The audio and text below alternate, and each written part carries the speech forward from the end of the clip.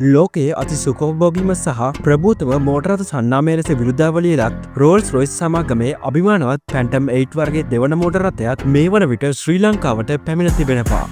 මීට පෙර හෝම්ලන්ඩ්ස් ව්‍යාපාරජාලයේ අධිපති නලින් හේරත් මෙරට ප්‍රථම පැන්ටම් 8 සිරිස් රථයේ හිමිකරු බවට පත්වමින් තිබූ වාර්තාව අලුත් කරමින් මෙම දෙවන සුපිරි රථය මෙරටට ගෙන්වා ඇත්තේ ප්‍රකට කෝටිපති ව්‍යාපාරික ඩඩ්ලි සිරිසේන විසින්. රෝධමත දිවෙන මාලිගාවක් බඳු මෙම රථය හුදෙක් වාහනයක් පමණක් නොව එය ලොව පවතින ඉහළම ඉංජිනරු තාක්ෂණය සහ අසමසම සුකොහුභෝගීත්වයේ සංකරණයකි.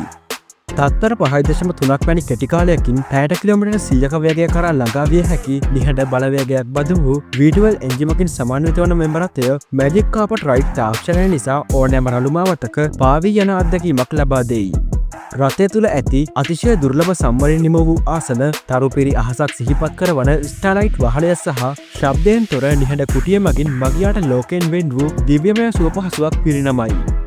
පසුගේ දාසිය පුත්‍රයා වෙනුවෙන් මෙරට මිල අධිකම ස්පෝර්ට්ස් කාරක වන ෆෙරාරි SF19 ස්පයිඩර් රථයක් ගෙන්වා මෙරට මෝටරස ලෝලින් මවිතට පත්කර ඩඩ්ලි සිරිසේන මෙම අල්සුකොහ්බෝගී පැන්ටම් 8 රථය හරහා සිය සුපිරි රථ එකතුවට රාජකීය නිමාවක් එක් කර තිබේ. මෙවැනි නවතමතතුරු සඳහා සබස්ක්‍රයිබ් කර ඇඳේ සිටින්න අප සමග.